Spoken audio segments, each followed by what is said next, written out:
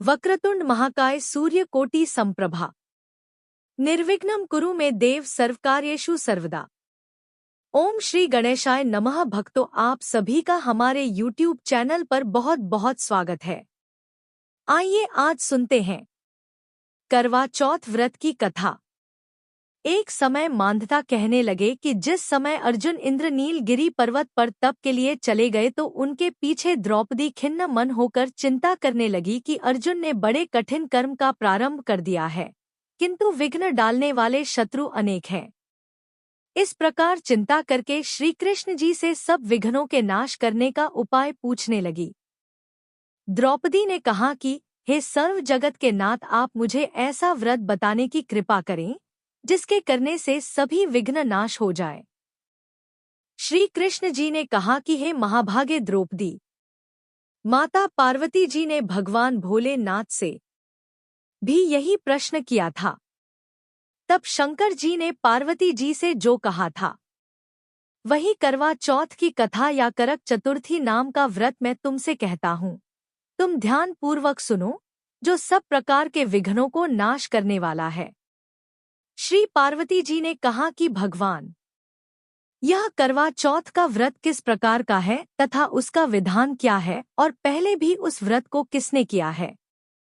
भगवान भोलेनाथ जी बोले कि पार्वती, जो अनेक प्रकार के रत्नों से शोभायमान, चांदी और सोने के भवनों से भरे, विद्वान पुरुषों से सुशोभित, लोगों को वश में करने वाली दिव्य स्त्रियों से शोभायमान, जहाँ पर सदैव ही वेद ध्वनि होती है, ऐसे स्वर्ग से भी मनोहर परम रमणीक शुक्रप्रस्थ शहर में एक समय पहले की बात है, एक साहूकार के 7 बेटे और उनकी एक बहन करवा थी। सभी सातों भाई अपनी बहन से बहुत प्यार करते थे, यहाँ तक कि वे पहले उसे खाना खिलाते और बाद में स्वयं खाते थे। एक बार उनकी बहन ससुराल से मायके आई हुई थी। शाम को भाई जब अपना व्यापार व्यवसाय बंद कर घर आए तो देखा उनकी बहन बहुत व्याकुल थी। सभी भाई खाना खाने बैठे और अपनी बहन से भी खाने का आग्रह करने लगे, लेकिन बहन ने बताया कि उसका आज करवा चौथ का निर्जल व्रत है और वह खाना सिर्फ चंद्रमा को देखकर उसे अर्घ्य देकर ही खा सकती है। चूंकि चंद्रमा अभी तक नहीं निकला है, इसलिए वह भूख प्यास से व्याकुल हो उठी है। सबसे छोटे भाई को अपनी बहन की हालत देखी नहीं जाती और वह दूर पीपल के पेड़ पर एक दीपक जलाकर चलनी की ओट में रख देता है। दूर से देखने पर वह ऐसा प्रतीत होता है कि जैसे चतुर्थी का चांद उदित हो रहा हो। इसके बाद भाई अपनी बहन को बताता है कि चांद निकल आया है, तुम उसे अर्घ्य देने के बाद भोजन कर सकती हो। बहन खुशी के मारे सीढ़ियों पर चढ़कर चांद को देखती है, उसे अर्घ्य देकर खाना खाने बैठ जाती है। वह पहला टुकड़ा मुंह में डालती है तो उसे छींक आ जाती है। दूसरा टुकड़ा डालती है तो उसमें बाल निकल आता है, और जैसे ही तीसरा टुकड़ा मुंह में डालने की कोशिश करती है तो उसके पति की मृत्यु का समाचार उसे मिलता है। वह बौखला जाती है। उसकी भाभी उसे सच्चाई से अवगत कराती है कि उसके साथ ऐसा क्यों हुआ। करवा चौथ का व्रत गलत तरीके से टूटने के कारण देवता उससे नाराज हो गए हैं और उन्होंने ऐसा किया है। सच्चाई जानने के बाद करवा निश्चय करती है कि वह अपने पति का अंतिम संस्कार नहीं होने देगी और अपने सतीत्व से उन्हें पुनर्जीवन दिलाकर रहेगी। वह पूरे 1 साल तक अपने पति के शव के पास बैठी रहती है, उसकी देखभाल करती है। उसके ऊपर उगने वाली सुईनुमा घास को वह एकत्रित करती जाती है।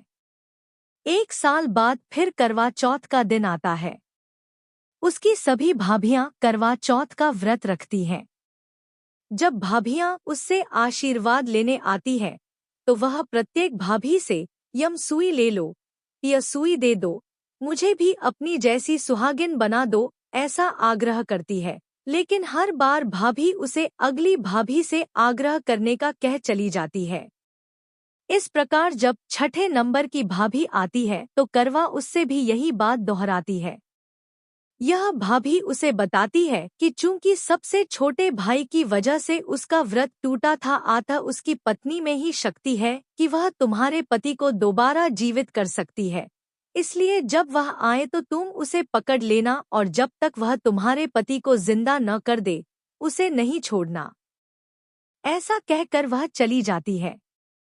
सबसे अंत में छोटी भाभी आती है। करवा उनसे भी सुहागिन बनने का आग्रह करती है, लेकिन वह टाल मटोली करने लगती है।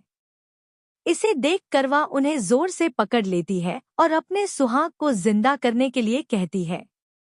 भाभी उससे छुड़ाने के लिए नोचती है, खसोटती है, लेकिन करवा नहीं छोड़ती है। अंत में उसकी तपस्या को देख भाभी पसीज जाती है और अपनी छोटी अंगुली को चीरकर उसमें से अमृत उसके पति के मुंह में डाल देती है। करवा का पति तुरंत श्री गणेश कहता हुआ उठ बैठता है। इस प्रकार प्रभु कृपा से उसकी छोटी भाभी के माध्यम से करवा को अपना सुहाग वापस मिल जाता है। फिर श्री कृष्ण के वचनों को सुनकर द्रौपदी ने इस करवा चौथ के व्रत को किया, जिसके प्रभाव से संग्राम में कौरवों को जीतकर अतुलनीय राज्य को प्राप्त किया, जिससे उनका सब दुख दूर हो जाता है। अतः हे श्री गणेश माँ गौरी, जिस प्रकार करवा को चिर सुहागन का वरदान आपसे मिला है, वैसा ही सब सुहागिनों को मिले। तो आपको यह कथा कैसी लगी कमेंट करके जरूर बताएं। जय श्री हरि, राधे राधे।